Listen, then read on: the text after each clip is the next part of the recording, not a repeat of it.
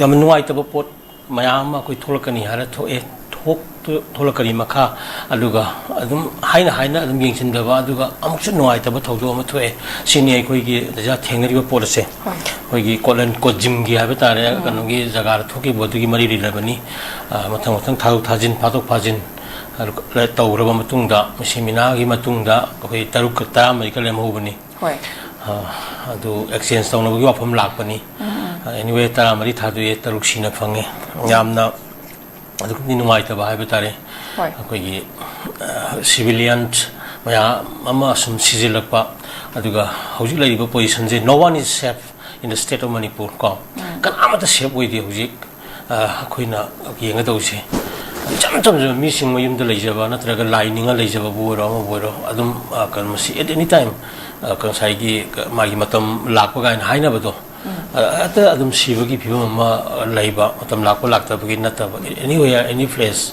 aduga no government no governance no security masi tasengna leirabani taseng asobu democracy satfa India guma leiba katai magi security forces ta khwadagi kan bamari subalaiba malim no oisala bani gaina hairiba adaga hundreds of koi kan security forces personnel of different koi groups koi deployed to ga leiriba pikraba kan the smallest state singi marakta lam singiba Manipur India gi mang su ko sigi pikraba kan gi misimina gi wathok ka solution ngam daba punaba sini mayam na proxy war ta solution bani gaina yamna kasai gi Indian citizen namagi manung da leiba Indian citizen ga khandaba tawro hanaro sirelo to loijeration nu gaina haibagi yam waita ba thodoni phagi di nahana phaba yai aduga ji culprit sing adu nahana adum phaba yarabani masi yam tawida ba thabani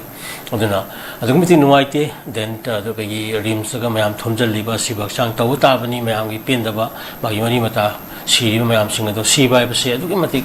loirabani magi near dear ones family members mama mapa masa adu matik kan nuaita ba koi ki thodoni aduna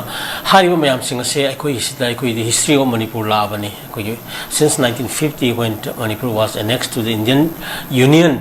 koi sing ase fawda koi si the history of koi writer distortion the human rights violations aduga subjugations leidina mayam sing ase history ni na koi dum lobu yai aduga chamna yamna sai lising ga maning tamna lakpadu Parsi state ta thamjali bani then Union territory thena 1974 to the P bani then thena pi haraga su ton but in all aspects ta malem gi natraga India masama ki state atai ga sakhot pa yabagi sang adu da miyam sing se sembiraga Bikram Manipur gi yam thro population se phajana thamaga leiramaga di nuai ta bu thodu yam se thoi da bani adu yamna khoi ka lingka tha ba yamna khai gi sakshu manade na haiba Aryan Dravidian versus Mongoloid ki races ki sakshu gi wakhalon da tawrakanda Russian discriminations yamna chai gi dharma kuchu jat yimpham moi gi satna kanglo mayam gi wari nga tane ko thena khwi mayam se but koi gi aw hingna gi damuk dai koi pai puna sinara mayam toro koi struggle toro lakpani still we are oppressed people koi se ot nei biraba koi ga kan yamna thoi bidraba kangu amane aduna koi struggle tawbugi period ni haibadi tukki matik nuai ti habini tajida ngasai gi civilian ma taruk tare adu even kari mara lebegi hat lino habini adu akoina jahanna jan hairi mamang gi tawdu yam da ngasi ju amuk hairi hayeng ju hangsi ju dum sigum civilian hat gi thabuk ki tawbuni habini adu gi kuki hara amo terrorist group arm group mayam du kadabi combat tawdri bano haibana singba mayam sing adu wahang ni aduna thawoina tawdraga misam miyam sam hala ga thamisina divisi police miyam tara maset makai ta thona kya thugari basina karibu kana doino haibani aduga karibu tongje doino haibani aduga aikoi su khara singba tai maramdi singma mayam sing ase drama ni haibase kota jida aduna aikoi masi koi wari mayam laigre koi extra judicial killing gi period 2012 tagi 17 phawgi period ta laigrabani Supreme Court ki order laigrabani IT3 extra judicial killing bu thokpo khopagi henjalaga terrorist na tawbudina tan state terrorism gi part pa koi thengaraga lakpani adu koi 2023 da kari Bharatiya Nagarik Suraksha koi gi kanoga na sanhita haibra BNSS kaina akoi gi sigi lakhrabani aduna sibau la akanda human right violation si yade khote gaina tawdana ngasai gi laigrabani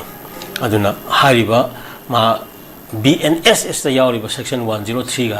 adu waramgani sumara pharaga natra civilian phara hakpa khotpa myamse masi murder ki kano to case singani yam chawdan di pige dongni ga pige doriba piroi doribra amatta kano ni akoi gi condolence tawbana haido leader singa sina condolence taw laigani action lakhakani haigani lemna tharoi haigani karim ta tawroi karim ta kano tawroi NI da sinane haini adigi sindaram dire haibadagi tawriba mayam singa se adigi hositi people se yamna inform werabani well inform werabani sensitive werabani educated werabani adu haida haijen no kano su yaroi ko aduna mayam se yenga kanda kari no haibado ko loina khangnar ba ngatani aduna leadership should be something different from the previous ones ko according to the census like mayam se yenga kanda ko yam committed oyam sangi aduna oiba matang suna batha khara to haningi adana soidana hoi lem to every action jari je koi no opposite reactions ka na ngasai darwin ga hai do buddhism the causes and effect ka hai do toxin gi adu ma gi reaction result la kani tumin no gera lo no gera phong no gera kari me action ma to matam de action gi reaction ma dum lai gani ani aphaba action to ga na aphaba reaction lai gani phata action to ga na phata reaction lai gani si balen gi ba kanoni koi national universal truth in lai ra bani aduna still karni akoi gi di sem sabatai akoi thengna batai ko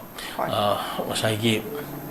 hingna ba struggle gi na malayam da sigum thengna gi ba lepak masa masa yam istimor gi wari laigre Latvia gi Estonia gi wari myam laigre tamthi na hat pa mi rising ka tang laiba but struggle ekoi epai puna thambiram ba ko hingda ya da ba ko phuru pun sa tari pa pa gitasin khumjan ba apun manipur gi masak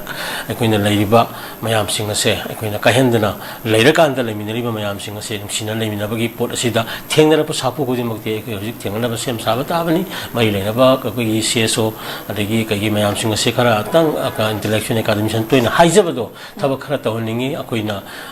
all round expert nate koi jo koi area khara opinion pijaba naina jabagi tanja du lai but now human rights violations ki like loop singna and well documented was so malayam gi we work no mayam the platform mayam the UN gi human rights commission gi like Geneva convention gi kari gi adu gi sana kanglo international laws like mayam to